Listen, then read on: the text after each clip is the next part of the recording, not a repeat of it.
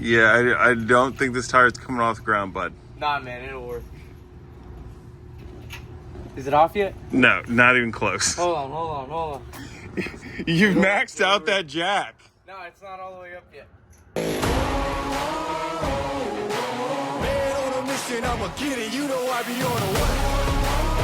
What is going on, everyone, and welcome back to the channel. I've been talking about this in like 7 videos now, that the brakes need to be changed out on this truck, and we're getting ready to do it right now. Nate is out here ready to help me. We'll see how well that goes, because I mean, it was his idea to try and jack it up from a normal jack point to see if, hey, can we get this tire off the ground?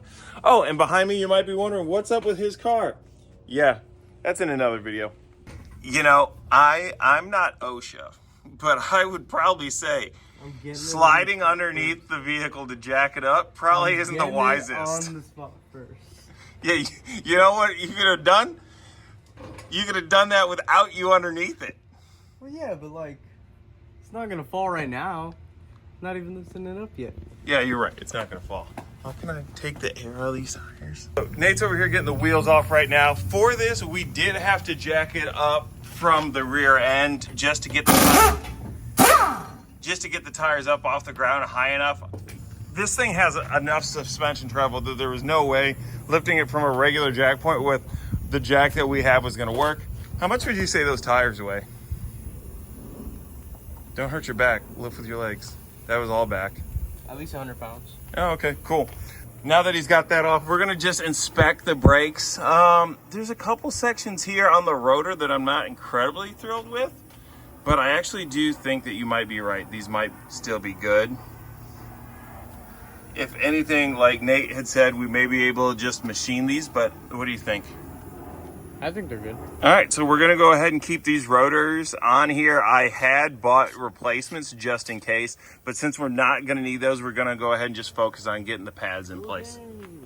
So for this, we're gonna be putting on these Duralast pads. As we open these up, these things actually look pretty nice.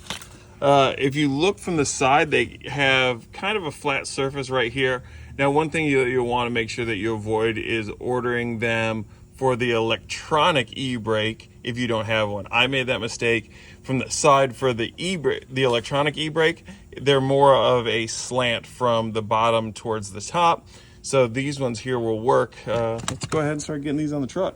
To get this off, all we're gonna need is a 13mm socket. You can remove both of these and then hang this up out of the way, but the way that Nate is gonna do this is he's just gonna remove one and rotate it out of the way. He will have to push the piston back in for that, but we'll show you when that time happens how to take care of that. Now, if you're doing a full rotor job and a full brake job where you're replacing the rotors, you will have to take this bracket off. And I do know on the Mustangs, this is typically like a 15 or an 18mm socket, but since we're not gonna be doing that today, we don't have to worry about it. These new brakes came with replacement clips here so that we can get these old ones out. So Nate's gonna go ahead and pop that off. There you go, easy enough. And then he can pop on one of the new ones.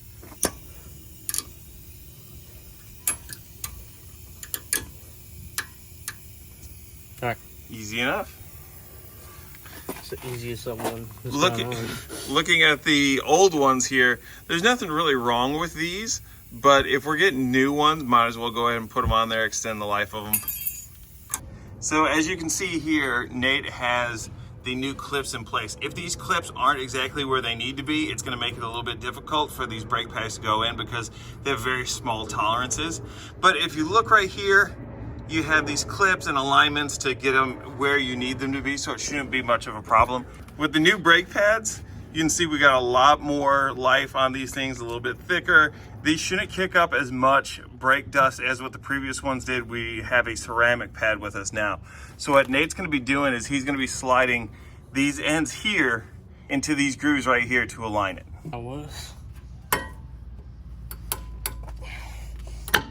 As you can see, it takes a little bit of force to get them in there, especially too with the newer clips. If you have the older clips, it might be a little bit easier to go in there because they're a little bit more mobile, a little bit more malleable. But this is the way that we want it. Also, you may see that some people will put grease on the back of the pads here themselves.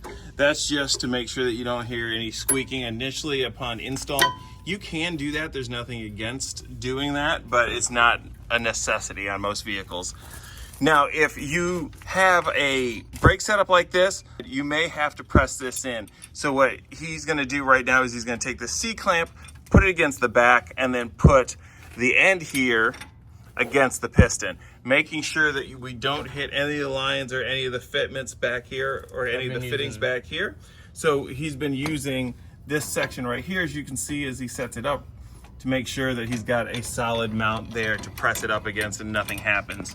Now, if you do have the electronic e-brake, there will be a different way that you have to change out the brakes. I'll go ahead and put a link in the description as well as up here in one of the corners so you guys can go and see how I did that on an F-150 brake install.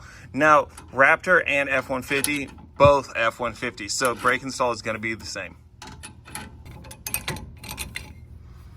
All right, with that back in place, he can now spin up the brake caliper and get everything back together.